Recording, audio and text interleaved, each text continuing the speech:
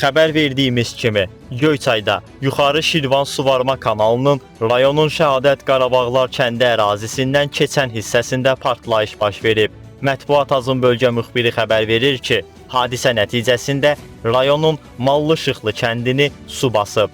Kənd sakinlərinin sözlərinə görə, su basmanın güclü olması səbəbilə onların əkin sahələri, həmçinin ağaclar su altında qalıb. Nəticədə kənd sakinlərinə ziyan dəyib. Kanal açması nəticəsində, partlaması nəticəsində təsərrüfatımıza ciddi ziyan vurmuşdur. Əkin sahələrimizi su basmışdır. Ekskavatorlar da veriblər.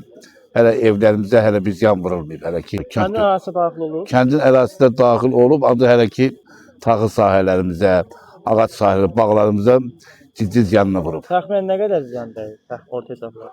Onu bilmək olmaz, bir çox insanların təsərrüfatına ziyan vurub. Hadisə yerinə aidiyyəti qurumların canlı qüvvələri və xüsusi texnikaları cəlb olunub. Qəzanın aradan qaldırılması və kəndə su axınının dayandırılması istiqamətində operativ tədbirlər görülür. Su basmanın fəsadları aradan qaldırılır. Davud Tarverdiyev, Mətbuat Az.